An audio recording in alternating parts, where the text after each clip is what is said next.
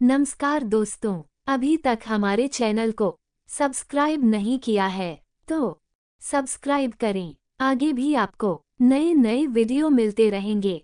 एक बार की बात है, एक नीलेश नाम का लड़का था, गरीब परिवार का लड़का। गांव से आकर के शहर में नौकरी के लिए पढ़ाई कर रहा था।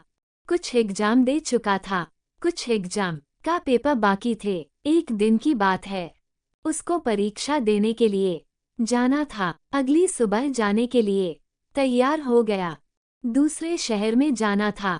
लेकिन समस्या ये थी, उस लड़के के पास में पैसे नहीं थे। इसने अपने कमरे में ढूंढा तो उसको 1 रुपया भी नहीं मिला।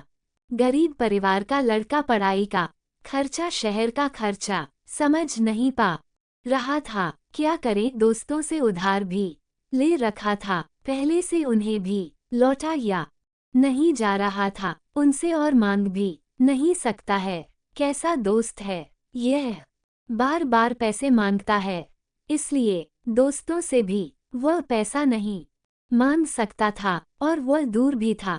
अगली सुबह नीलेश तैयार होकर एग्जाम के लिए जाता है। उसके पास 1 रुपया भी नहीं था। वह अपने एग्जाम में काम आने वाली सभी वस्तुओं को लेकर चल पड़ता है। वह बस स्टैंड पर खड़ा था, सोच रहा था कि कुछ ना कुछ तो कर लूंगा। ऊपर वाले को धन्यवाद दे रहा था, पूछ भी रहा था कि क्या कर दिया मेरे साथ। नीलेश सोच रहा था, कोई ना कोई जान पहचान का मिल जाएगा और आज एग्जाम देकर आ जाऊंगा। बस स्टैंड पर नीलेश को कोई जान पहचान का कोई नहीं मिला। बस में चढ़ने के लिए तो किराया चाहिए।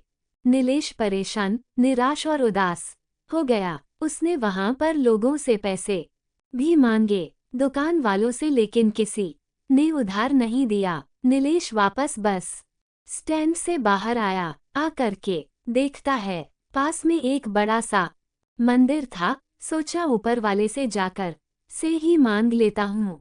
नीलेश भगवान से कहता है, क्या चाहिए आपको मुझसे। नीलेश पहुंचता है, मंदिर की सीढ़ियां चढ़ता है, अंदर जाकर सिर टेकता है, बोलता है कि अब आप ही बचा सकते हो इस समस्या से। प्रणाम करके चल पड़ता है। सीढ़ियों पर बैठे बाबा को देखा, उनके कटोरे में बहुत सारे पैसे रखे हुए हैं।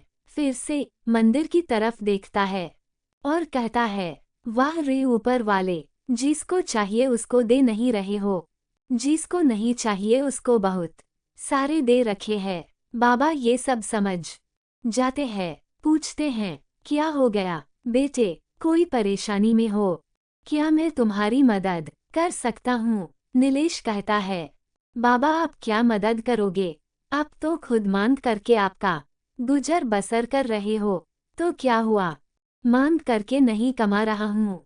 इस मंदिर में जो आता है वो इसलिए नहीं दे करके जा रहा है कि मैं मांग रहा हूँ, वो इसलिए दे करके जा रहा है कि उन्हें पुण्य कमाना है। मैं भी पुण्य कमाना चाहता हूँ, तुम्हारी मदद कर सकता हूँ। क्या बात है, मुझे बताओ। नीलेश कहता है कि एग्जाम देने के लिए जाना है, कुछ पैसे चाहिए, कम से कम 100 रुपये चाहिए।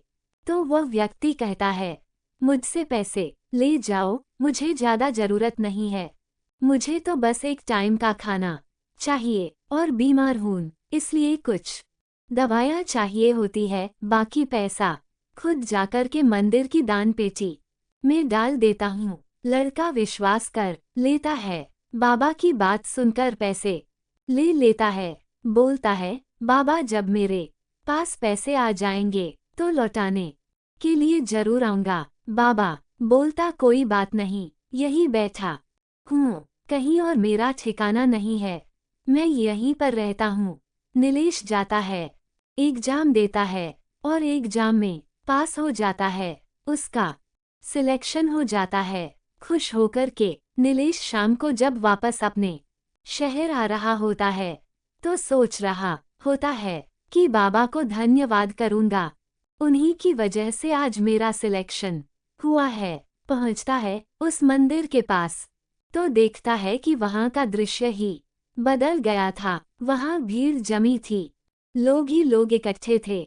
नीलेश पूछता है, क्या हो गया? तो एक व्यक्ति कहता है, मंदिर के पास बैठने वाले बाबा की मृत्यु हो गई। भीड़ में से आगे आया तो वही बाबा जिन्होंने मदद की थी। वो बाबा मरे हुए पड़े थे। एक व्यक्ति कहता है, आज इन्होंने दवाई नहीं ली, शायद पैसे नहीं रहे होंगे, इसलिए चले गए। नीलेश कहता है, वाह रे, ऊपर वाले एक इंसान किसी की जिंदगी बनाने के लिए खुद की जिंदगी दांव पर लगाकर चला गया। समझ नहीं आ रहा था कि क्या करें।